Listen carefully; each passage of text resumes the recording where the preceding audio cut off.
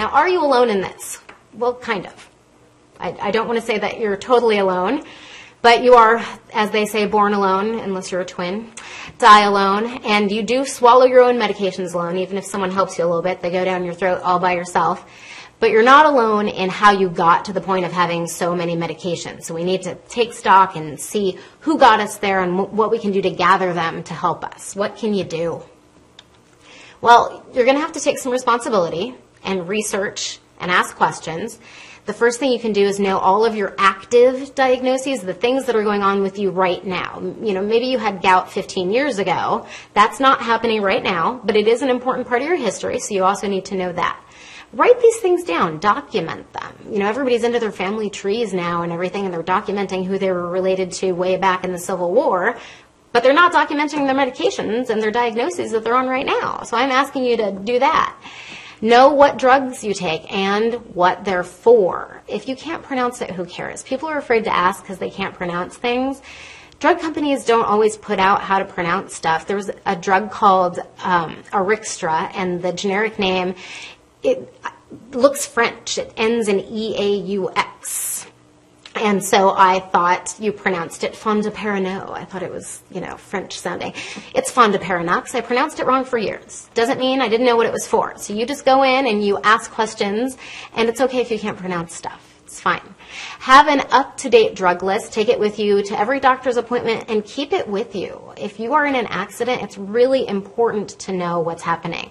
I was in a bathroom stall in Arizona, and 3 or 4 stalls down, there was a mother and a daughter in a stall, and I heard the daughter, she was probably in her mid-teens, saying, Mom, are you okay? Are you okay? And, you know, I sort of kept my ear out for that because I'm vigilant about stuff like that.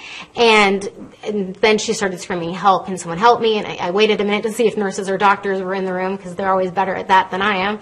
But none were there, and so I went in to help, and it really was a good thing I did. The woman was passed out. She was just coming to. Turns out, after I asked what was going on with her and had she taken any new medications recently, she had a list of medications and actually the bottle of the medication, which I don't always recommend you doing. And it was that hydrochlorothiazide, that water pill I talked about on the first slide.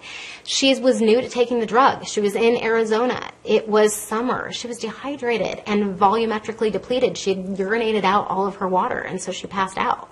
And when the paramedics got there, I was able to provide really good information to them because she had medication information on her. So that's important. Question your doctors and your pharmacists and make them accountable, okay? So make sure that you understand, yes, they're medical professionals, but it is a service industry. You're a medical consumer. And, you know, don't be too American about things. Don't just say, okay, well, this is my doctor, and every time I go there, I want a pill. This is my pharmacist, and every time I go there, I just want it fast. You probably do want it fast, and maybe you do want a pill, but think about what you're doing and what it's doing to you. Try again to only go to one pharmacy.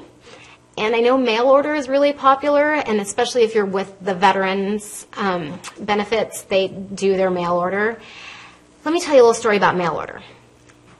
It's convenient. It is often cheaper, but what happens is they will advertise to you, you can talk to someone day or night about your medications. And that is true, but you might always get the time that you need. So, for example, I actually went into a job interview at a very popular mail order pharmacy. And I was very interested, as you know, I like to talk to people about their meds. So I was interested in that job where you talk to people on the phone about their medications. And it was a panel interview, you know, very scary with lots of different people there asking you questions. And they all sort of turned to each other and said, well, you know, I think she'd be good for this. She talks really fast. And I do talk really fast. In fact, I'm talking much slower than I normally talk now. And I thought, that's usually not a compliment for me. Why are they so excited about the fact that I talk fast? Well, it's because those mail order pharmacies have numbers to meet. And they don't want me on the phone talking to you and taking my time and taking your time for you to understand. They want me getting through as many calls as I can. So if I talk like this really fast and tell you about your medications really fast, then that's better for them. So yes, mail orders can be good, but they can also be bad. Make sure that you're getting what you need out of that. So what's the approach? How do you get off of a lot of medications? First, I have first on the slide, but there's another first. First. Don't just stop taking your medications without consulting a professional. Don't do that.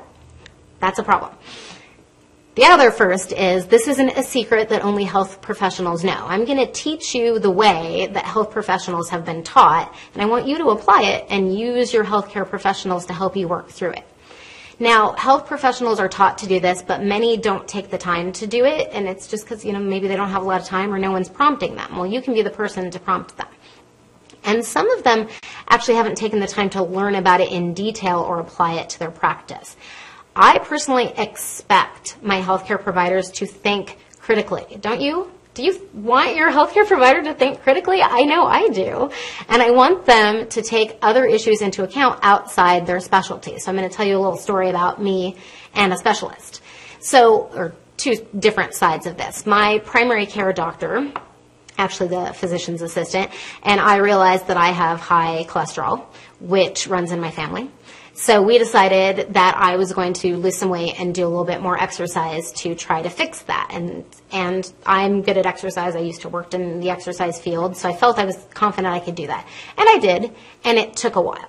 In the meantime, I'm seeing a specialist for something else, and I'd seen them over the course of the year, but not that often. That specialist weighed me on the first visit, was aware that I had cholesterol problems. I brought my labs in because I'm vigilant about stuff like that, and then weighed me a year later. Well, in the course of that year, I was really proud of myself. I had lost 12 pounds, and I don't know if you can see, I'm a really short person. I'm wearing heels right now. So in relation to this podium stage thing, you can see how short I am. So 10 to 12 pounds on me is a lot, but it was appropriate. I was still at a really mid-weight even. I wasn't even at a low end of my weight, and my cholesterol was down, and I was happy.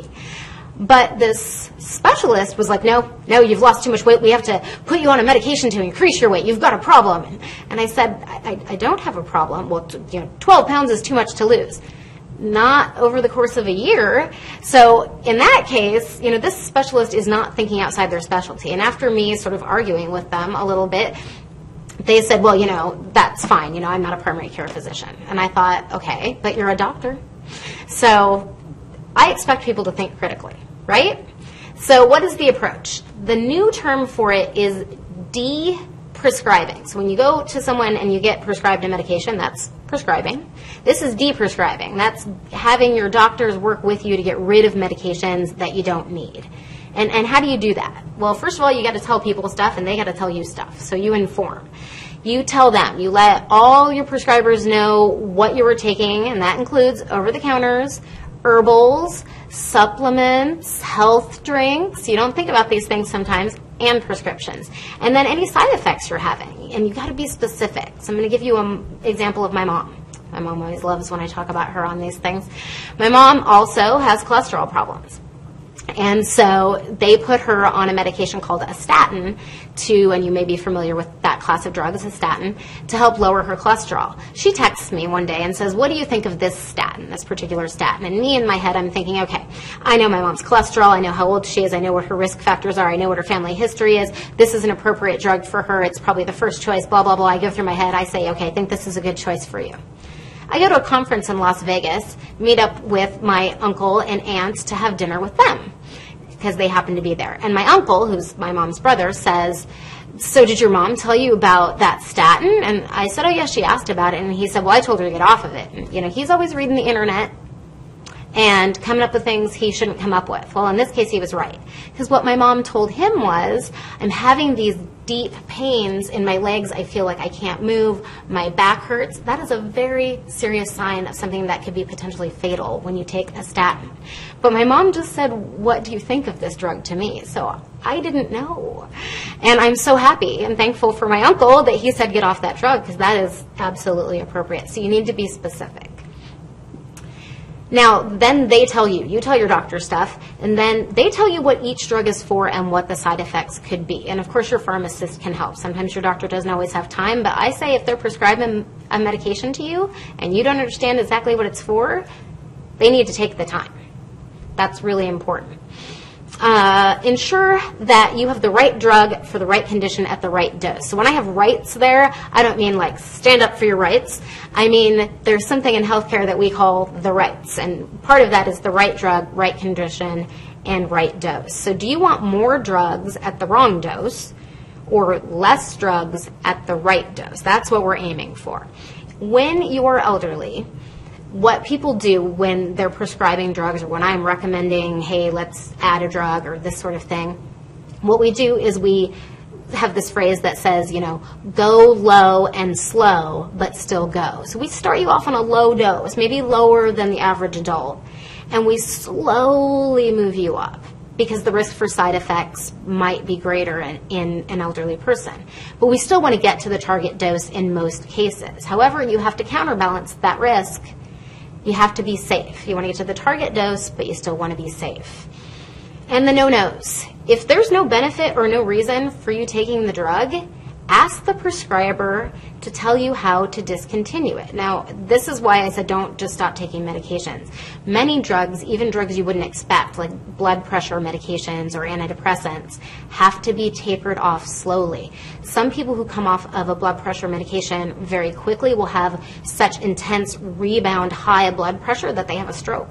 That has happened. So you have to be careful. Talk with your prescriber. Safety. Are you on the safest medication for you? You are unique. So an example of my friend's mom, this woman is Navajo, lives on a Navajo reservation, works land, uneven land, works with animals, and she came to stay with my friends to have a knee replacement. So, you know, after you have a knee replacement or you have knee issues, then you might be at more risk for a fall, especially if you're out on uneven terrain and those kind of things. Well, at the same time this happened, she got diagnosed with diabetes, and she's probably in her mid-80s or so. The numbers that they diagnosed her with at the diabetes were actually quite low, very borderline, but they decided to very aggressively treat her. And in talking to me about this, you know, my friend and I were thinking, okay, is this great? Is this what we need to be doing? And this woman is a fall risk. Do we need to aggressively treat her? She's unique. Now, safer drugs might be available if you are an elderly person. And there's something called the Beers list out there. We actually have a presentation on it if you care to watch it. But it has a list of medications that might not be so appropriate if you are elderly. And that's something to think about. You're not a number. We want your doctor to treat you as a person, not a target number. Not, I want your blood pressure less than this. Is that appropriate for you? Be less American. Make sure that you're not asking for drugs intentionally or unintentionally all the time. 1, unless it's costly, and it can be costly, try to see if your doctor can get you on a regimen where you're on one medication a day for one thing. So you're not taking 2, 3, 4 medications unless you absolutely need to. And you're not getting several doses of a drug during the day. Maybe there's 1 dose a day drug that you can take. Over time, your body changes. It's not just in puberty, folks, although it's more exciting in puberty than it is as we get older, sadly. But you're going to clear drugs less well than you used to. Your body's going to change, and so you might not need to be on that same dose. Drugs may have to be changed or reduced. And, you know, let your doctor know you're aware of that, and make sure that you guys are assessing things. So you and your prescriber and any family or caregivers and your pharmacist are part of your team. It's a team effort, but you are the team captain, so you're in charge of that. I'm going to get...